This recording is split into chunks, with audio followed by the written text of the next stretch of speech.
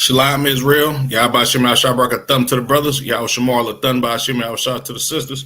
I'm Priest Officer Karan Yala, the ISBK under Commanding General Yana, and welcome to another installment of Criminals of the Caucasus. Right. So tonight we going over a devil by the name of Boston George. Salakia, my sister Nazama Yahweh Shamar Lataba Shem Shah, sis. The water for tapping in as usual. Appreciate your support. You understand your comments. You understand the sisterhood. You know, and we gonna rock it out. You know what I'm saying? Salakia. Forgot to share this. Boom. Give me 1 second. So this one ain't gonna be too long. Salakia. Bear with me, Israel. Most High in Christ, sis. Salakia. You know what I'm saying? Give it up for the ultimate, the opening of the Feast of Dedications. You understand? Big shout out to my Adawan, Kwamwal, Captain Kwamwal, Salakia. You understand? He allowed a brother the honor and privilege of holding down the class for the feast day. You understand? Big shout out to him for that. I definitely appreciate the opportunity. You understand? Big shout out to Commander General Yana for holding down excellent, you understand, scripture breakdown for the Feast of Dedication, right? Giving us our history. You understand, us fighting against them Greeks and you know, the mighty brothers of the tribe of Levi. You understand, that was being called the Maccabees, and how they stood strong, right, and instrumental into us being able to sever our nation, you understand, from them Edomites in those days, you understand, and them being criminals also, right? But they would have otherwise, the Edomites, of course, being the Greeks, they would have otherwise wanted us to continue into their culture, you understand, and live exactly how they live. And Most High in Christ for them brothers that we have this 8-day celebration of us going to war with them, and also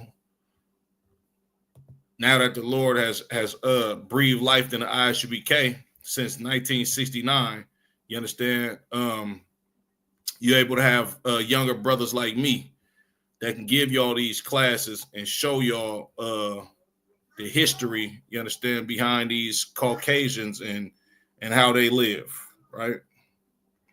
So Salaki, this a quick Wikipedia search. Oh, give me 1 second. So now, right, before we go into his story, I just want to give y'all a visual of who this devil was, right? If y'all not familiar, right, he was the inspiration, right, for the main character in the movie called Blow. Right, that's him. That's the devil right there on the screen. You understand? And by no means do I do these episodes on Criminals of the Caucasus to in no way, shape, form, or fashion glorify these devils, but I'm actually doing it in opposite of that, to condemn them. You understand? And also to show our people that being a criminal, being a drug dealer, being a pimp, you understand, being a so-called gangster or a mobster, that's not black culture. You understand? Leave that to these Edomites who live like this. You understand? And take back your culture, Blacks, Latinos, and Native American Indians. Right? Okay. So now let's get into it. George Jung, Salaki, I was about to call him George Dung, which he is a piece of shit. You understand?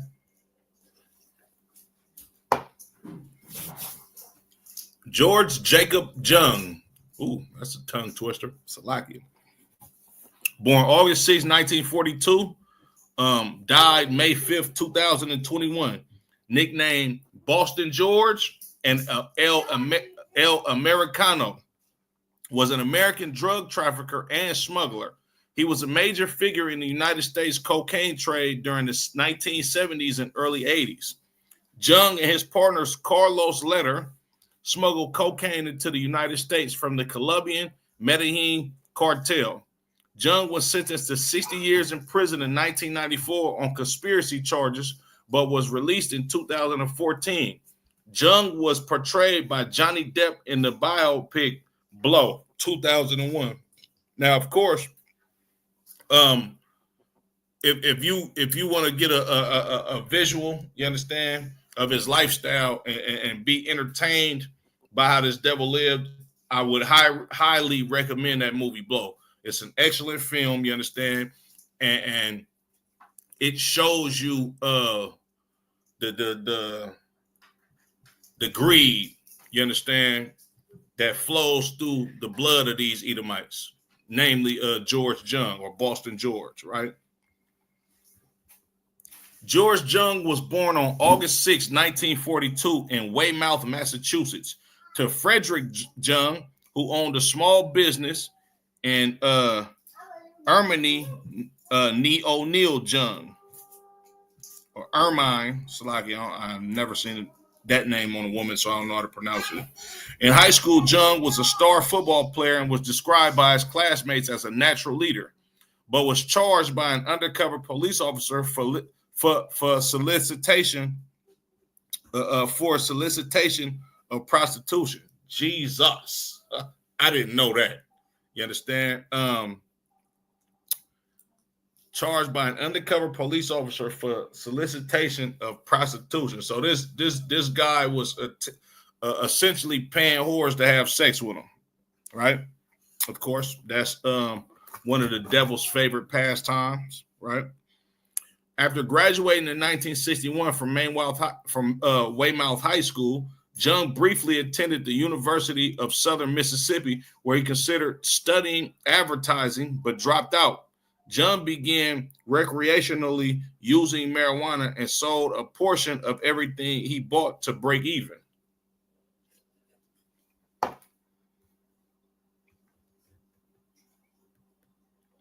So what he did was, this dude was he was essentially a dude that liked it to smoke weed. You understand? He was addicted to smoking weed, right? And when it says and sold a portion of everything he bought to break even. So basically, what he did was he would buy a certain amount of marijuana, right? And in order to essentially get high for free, he would sell enough, you understand, to make the money back that he spent off of buying the drug in the first place, right? So he wasn't essentially a big weed dealer or nothing like that. You understand? He just liked to get high and have fun and party. And of course, this is during the time of the free love movement and the hippies and all of that type of stuff, right? In 1967, after meeting with a childhood friend, Jung realized the enormous profit potential represented by smuggling the cannabis he brought in California back to New England, right? So George essentially, you understand, when you watch the movie Blow, I don't think it says anything on how he actually got to California, but this is where he got introduced to selling weed, you understand? And it says basically he would go to California, get the weed, bring it back to New England. You understand where he was from, the Massachusetts area, right? And he made an enormous profit off of selling California weed in New England. Jung initially had his flight attendant girlfriend transport the drugs in her suitcases on flights. In search of even greater profits, he expanded his operation to flying the drugs in from Puerto Vallarta,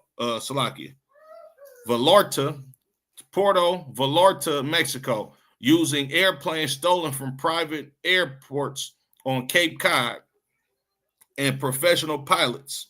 At the height of his enterprise, Jung and his associates were reportedly making $250,000 a month, equivalent to $2 million in 2023, adjusting for inflation. So,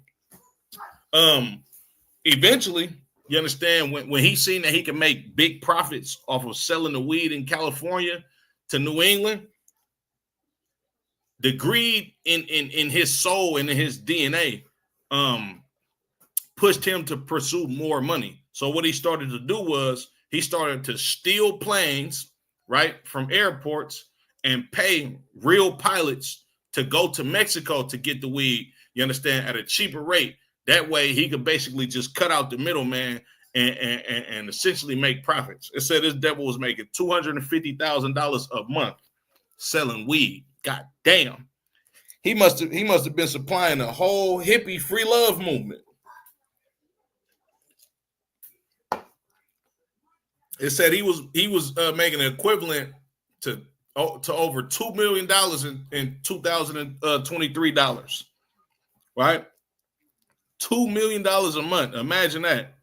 This ended in 1974 when Jung was arrested in Chicago for smuggling 660 pounds, 300 kilograms of marijuana. He had been staying at the Playboy Club where he was to meet a connection who would pick up the marijuana. The connection was arrested for heroin smuggling. However, he informed the authorities about Jung to get a reduced sentence. After arguing with the judge about the purpose of sending a man to prison for crossing an imaginary line with a bunch of plants, Jung was sent to Federal Correctional Institution Danbury, right? So, and you can see that scene in the movie. The judge was like, yeah, I hear you. You understand? But that imaginary line is actually real. It's on paper. And them plants that you're talking about, them ain't just plants. Them plants are illegal. So he received a federal penitentiary sentence, right? So this is how he get plugged into the Medellin cartel. At FCI Danbury in March 1974, during his marijuana trafficking sentence, Jung's cellmate was Carlos Letter, a young German Colombian man who introduced Jung to the dominant and powerful international drug trafficking Medellin cartel. So he was a German Colombian. You understand? He met another devil, right? In return, Jung taught Letter about smuggling. When they released in 1976, Jung and Letter smuggled large quantities of cocaine into the United States by joining forces with Pablo Escobar, and they made millions of dollars. So when he got out of prison, you understand, him and his cellmate, they tapped in with one of the most biggest cocaine distributors of that time, Pablo Escobar. Famous, infamous to this day. You understand? And they made millions of dollars dealing with Pablo Escobar, right? Jung was arrested in 1994 with 1,754 pounds, 796 kilograms of cocaine in Topeka, Kansas. He pleaded guilty to 3 counts of conspiracy and received a 60-year sentence. His sentence was reduced to about 20 years after he testified against his ex-partner, Carlos Letter. These dudes was all rats. You understand? The guy that was supposed to do business deals with Boston George, and then Boston George years later, when he came home from prison, told on the man that that essentially turned him up in the drug game, gave him the plug by dealing with Pablo Escobar, and when the going got tough, you understand, he ratted on a friend, his business partner, and once a cellmate, right? So like Jung was incarcerated at Otisville Federal Penitentiary, Federal Prison in Otisville, New York, before transferring to Federal Correctional Institution, Fort Dix, New Jersey, and Federal Correctional Institution, Latuna, in Anthony, Texas. This was his third time in prison.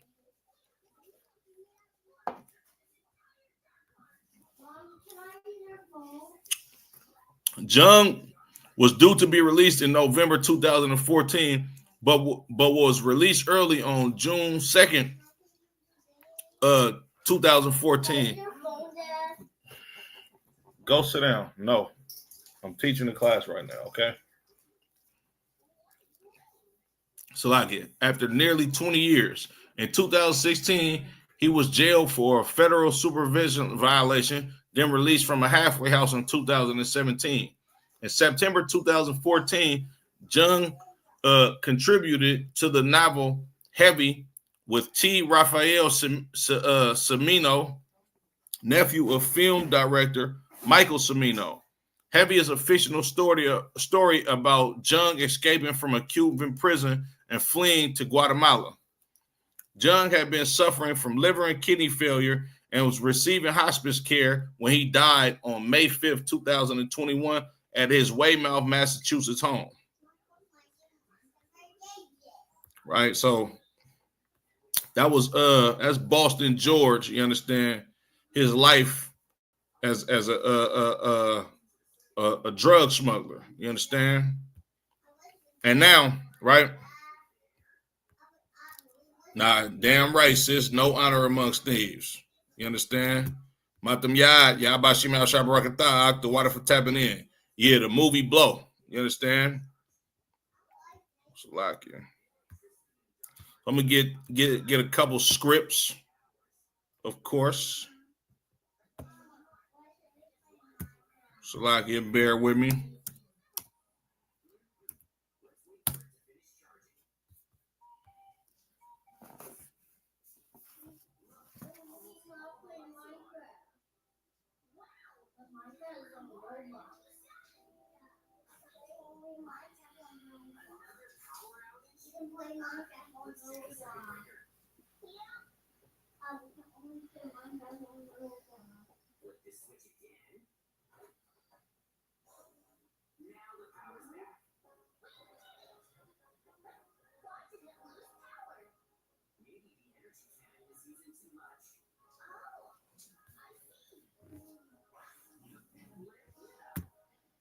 We're gonna go to Salakia. Exodus chapter 20 and verse 3.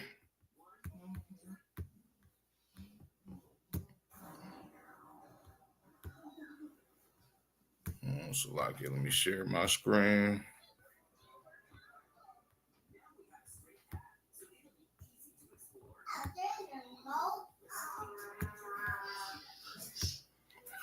It's the book of Exodus chapter 20 and verse 3. Thou shalt have no other gods before me. You understand? Us as the children of Israel, right? We tend to see stories like this and look at movies like this and see these devils that live in a delicious fashion from them being the scum of the earth. You understand? And you know, just perpetuate a lifestyle that is essentially a death style to the children of Israel. You understand? And we tend to worship these men like gods, right? When you look at people like Boston George, you understand, a lot of these people that you've seen on these episodes of Criminals of the Caucasus, you have young black men, right? Yeah, of course, we grow up in the hell in the hells of the ghetto, You understand? We live in impoverished neighborhoods, right? We live in sometimes just the worst conditions that the richest country in the world has to offer you, right? We live in an empire where this is the greatest place for a human being to live on planet Earth. But meanwhile, we're a part of that underlying population that get the short end of the stick right here on American soil, which everybody think this is a great country, right? And the simple fact that we live a lifestyle that is contrary to the American dream. We look at these movies, right? We look at some of these historical figures right here in America that built their lives up and their empires up off of being criminals. And a lot of times our young brothers and sisters worship these people as gods. You understand? But the Lord said, thou shalt not have no other gods before me. You understand? We can't look at Boston George, you understand, or none of these devils that have received millions of dollars. You understand? Sometimes billions of dollars and a lot of materialistic things because of how evil they was. We can't look at these people as a god. You understand? Verse 4. Thou shalt not make unto thee any graven image or any likeness of anything that is in heaven above, or that is in the earth beneath, or that is in the water underneath the earth. Thou shalt not bow down thyself to them, nor serve them. You can't serve the money that these people make. You understand? We're not supposed to bow down to figures like Boston George. We're not supposed to bow down to figures like Lucky Luciano or any kingpin drug dealer, nor are we supposed to turn around and try to live our lives as such. You understand? Because essentially that's us worshiping these devils as gods over us, right? For the Lord thy God am a jealous God, visiting the iniquity of the fathers upon the children unto the third and fourth generation of them that hate me, right? You have brothers, right, that are descendants of men and women that ultimately followed in the same footsteps as these oppressors who lived life lawlessly. You understand? And then when you get that father taken out of that household, you understand? And he instills no guidance into his son. His son is essentially being raised by the same propaganda that raised the father. And eventually he might go down the same path, you understand? And this is the Lord visiting the iniquity of the fathers, you understand, to the third and fourth generation of them that hate me. You understand? Or them that hate him, Salakia. You understand? You got a brother that's doing 30 years. Sometimes his son goes down the wrong path. You understand? He ends up getting his life taken, or he might go to prison right behind his father and have a son, and then that son get his life taken. The Lord ain't playing with us. You understand? You see Boston George, he got a 20-year sentence, right? But they essentially commuted his sentence, you understand, because he was a rat, right? But you got a lot of people that's in our communities, you understand, that made nowhere near close as much money as Boston George did, right? And yet a lot of them are still in prison right now. You understand? Boston George single-handedly funded the precursor to the crack epidemic in the black community. You understand? And not only did he do it before crack actually hit our communities, he was the key figure in distributing all of these kilos of cocaine to people that sold drugs to or pushed the drugs in our community and crippled our nation, you understand, for 30, 40 years behind us trying to shake back from the crack epidemic. You got people right now in 2024 who lives will never be the same, you understand, because of crack in the 1980s. Well, you got to thank people like Boston George for that. You understand? You got to thank people like we work for Pablo Escobar. You understand? You got to thank people like Ronald Reagan. You understand? Who was a drug dealer posing as a goddamn president. You understand? With a suit on, but essentially he you know what I'm saying? He got the trap house jumping. You understand? Nah, damn right, not them yard. Verse 6. And showing mercy unto thousands of them that love me and keep my commandments. The Lord will show mercy on us if we love him and keep his commandments, but he's going to visit the iniquity of the fathers until the third and fourth generation if we want to be like Boston George. You understand? Salakia, I want to go next.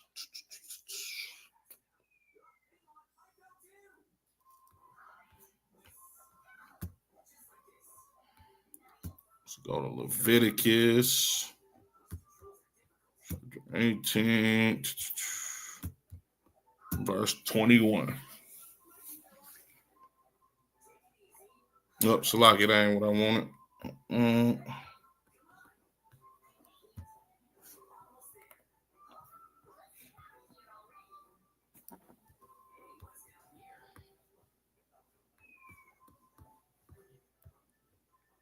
Let's go to Proverbs 3 and 31, which is always a heavy precept when dealing with the propaganda of these Edomites pushing wealth and prosperity in the eyes of young Black, Latino, and Native American Indian men through the actions of some oppressor that got rich, you understand, off of not only doing evil, but pushing drugs in our community, you understand, one way or another. It's the book of Proverbs chapter 3 and verse 31. Envy thou not the oppressor and choose none of his ways. The Lord don't want you to be like Boston George, young brothers. You understand? Furthermore, you're not going to prosper how he did anyway. You understand? The Lord, matter of fact, Salaki, I'm going to drop that. I'm going to get Psalms chapter 147, and I'm going to start at verse 19. See, the Lord is not going to allow the children of Israel to prosper in the same manners as he will let these heathens. You understand? An Asian man can eat all type of abominations for 90 years and still live, you understand, to see an old age with all of his grandkids intact. You understand? He might have great grandkids to the second and third generation, right? So like, is this it? Slovakia. It's the book of Psalms chapter 147 and verse 19. Excuse me. He showeth his word unto Jacob, his statutes and his judgments unto Israel. You understand? The words in these scriptures, right? The Lord's law, statutes, and commandments, he gave those to the children of Israel. You understand? Right? We know his judgments, right? We know his laws. We know his statutes, right? And who know it better than us? You know damn well that you got a young brother from your neighborhood. This dude might have sold drugs for a week and then going to jail immediately. You understand? Because he going to be standing on the corner. 5 going to hit the corner, and they going to see him do a hand-to-hand transaction and jump out and chase him down, and now he's going to prison. You understand? When meanwhile, Boston George, he was able to sell weed from coast to coast, steal planes. You understand? Pay pilots for him to go all the way to Mexico and bring it back to the States so he can go sell it on the East Coast. And he did this for some years. They said this dude was making the equivalent of $2 million a month in selling marijuana. You understand? Sounds, and this is the 1960s and the 70s. He funded the hippie movement. He got rich off of the hippie movement. You understand? And who knows? They probably didn't take all the money from him that he made in the 60s and in the 70s. You understand?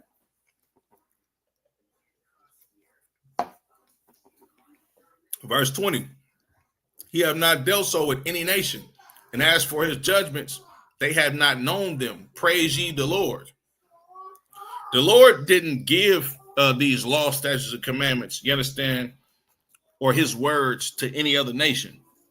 He gave it to the children of Israel. And as for his judgments, they have not known them. Meaning, Chinese people don't understand what it means for your granny to die of diabetes because you keep eating pork, shrimp, crab, and lobster. They don't know what that shit means. Excuse my French. They don't know what that stuff means. They're not number one in being incarcerated, but the opium trade right here in America was ran by Asians. You understand? When you look at a lot of these illegal firearms that's being distributed in the ghettos in California, a lot of those Asian men are actually selling us guns at cheap prices. You understand? As a matter of fact, the sole provider for weaponry for the Black Panther Party was an Asian cat, right? They don't know what it means to be the number one in the prison system out here. You understand? I was looking today, right? Some came across my feed on YouTube, right? Do y'all know in Finland, right? In Finland, they have open prisons to where the one of the subjects of the documentary, he was serving a life sentence, right?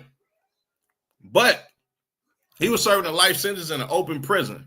Now, of course, especially me being from California, I believe California has the most state prisons out of every state in America. If y'all know anything about that as far as statistics, matter of fact, Salaki, let me look this up real quick. What state in America has the most state prisons? Okay, Texas. Now, of course, Texas is I think Texas is the largest state, but it has a map on here.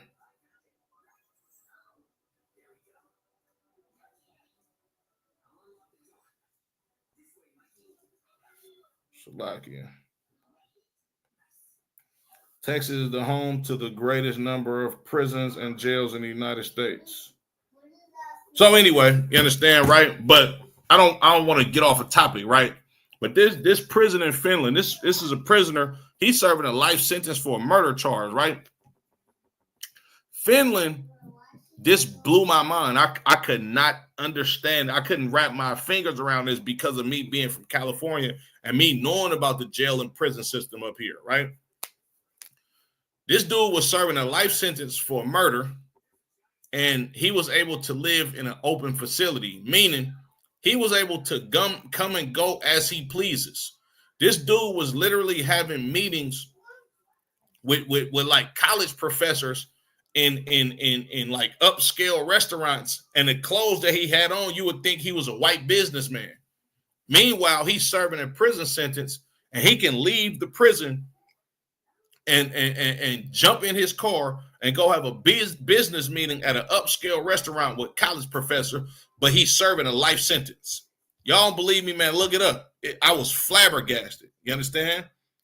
So I was flabbergasted by how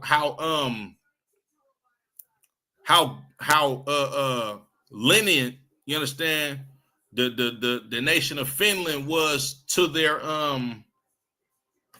their prisoners, right?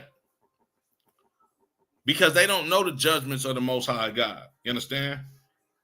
When you get blacks, Latinos, and Native American Indians, and the system that we go to prison and jails to, you end up in places like Pelican Bay, Corcoran, you understand, San Quentin, where these are especially Pelican Bay and Corcoran, those are Those are max facilities.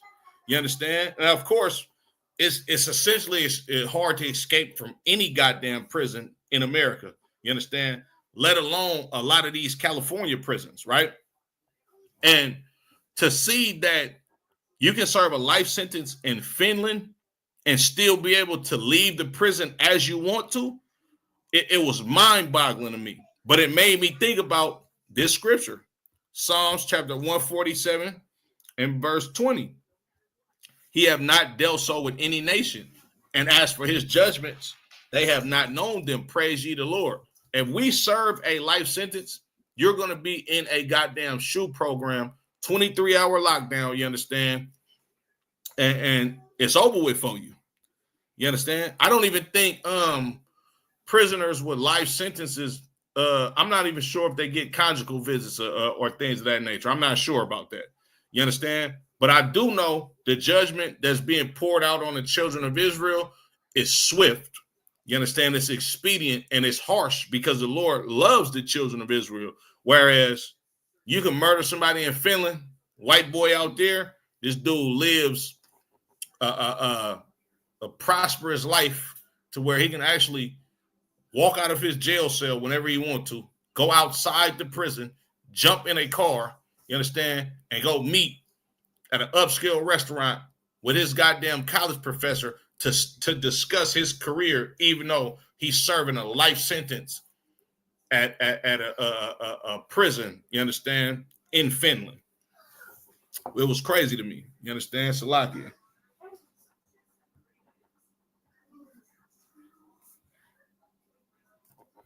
Go to Salakia.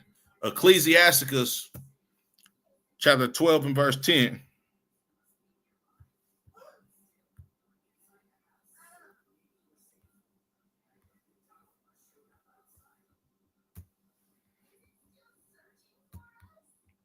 In the Apocrypha.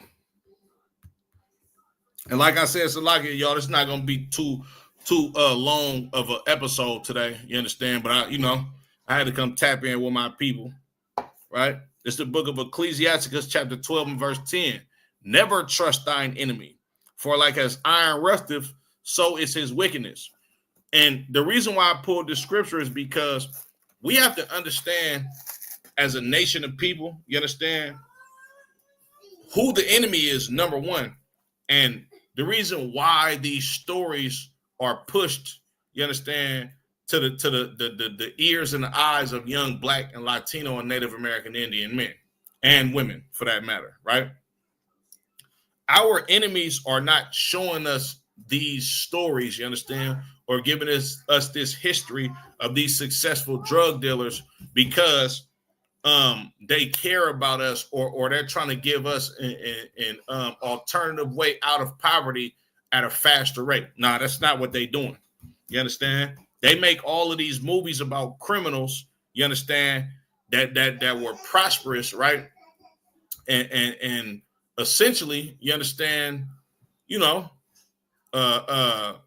legends and legendary and how they did it. They give us these stories and make these motion picture films to pitch this to the young brothers and the young sisters to brainwash your mind into believing that this is actually possible for you to do and for you to be successful at it.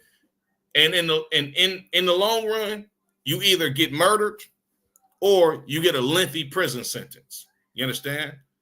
And you trusted your enemy because you've seen the prosperity in the lifestyle that they lived, right? Ecclesiasticus chapter 12 and verse 10. Never trust thine enemy, for like as iron rusteth, so is his wickedness. If a Caucasian man tells you to be anything, you should not believe him. The Caucasian man will never tell you to adhere to the customs of the Israelites. They don't want you to be righteous. They don't want you to have some protection from the Most High God.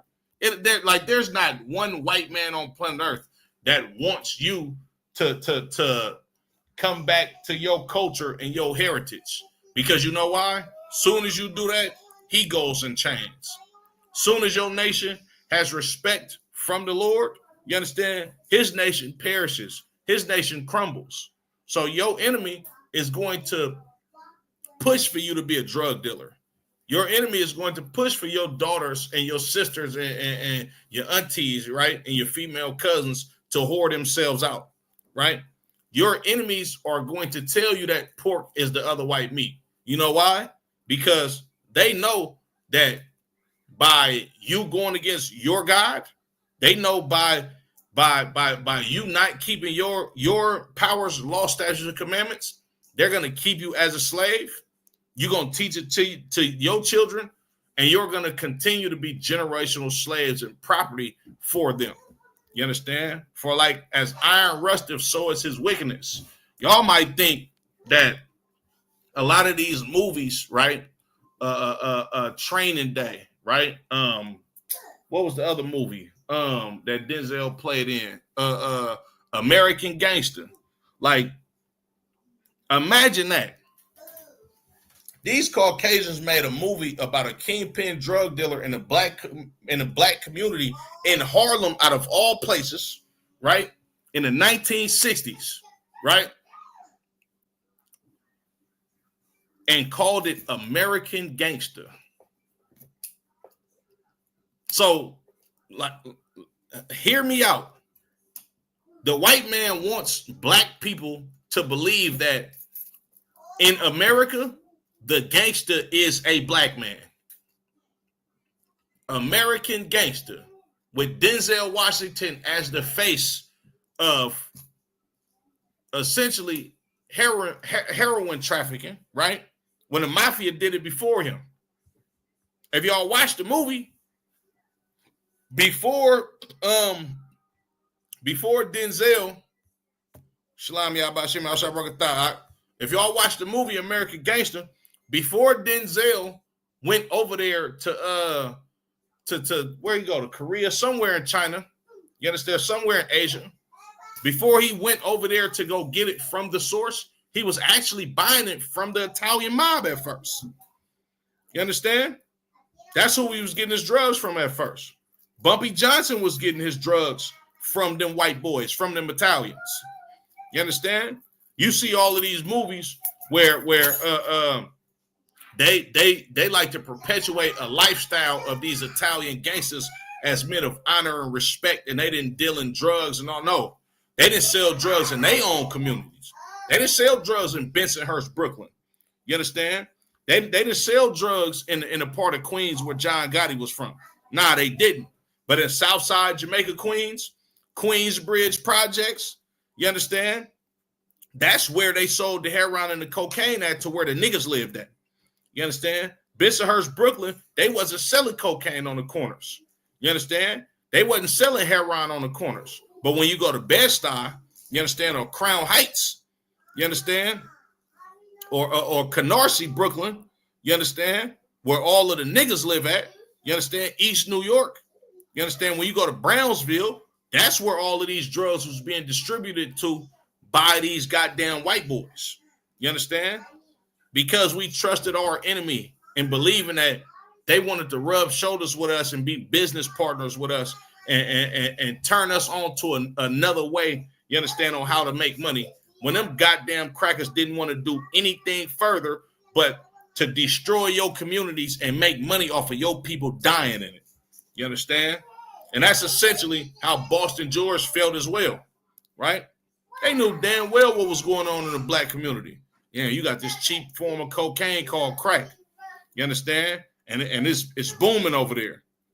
But they can't make that crack unless we sell them these kilos. They knew exactly what was going on in the black community at that time. You understand? The white man is the devil that the Bible speaks of, right? With that being said, I'm going to go ahead and end it. Big shout out to my sister Nazama Na, the water sis, for tapping in. Matam Yad, the water out. Uragabar, the water, my Lord, I appreciate it. Young man Jesus, I appreciate it, brother, for tapping in. You know what I'm saying? This concludes another episode of Criminals of the Caucasus. Make sure y'all like, share, you understand, subscribe if you have not already, you understand, and help me push these classes out so brothers and sisters can actually see the origins, you understand, to the people, you understand, that indulge in lives of crimes that we look up to in our community, so we can understand at first this wasn't what we did. When we chose our enemies, that's when Salaki, not chose our enemies. When we chose to trust our enemies, this is when our neighborhoods became corrupt. You understand? And essentially, this was the downfall of the black community. Want to be like these devils. Shalom, Israel.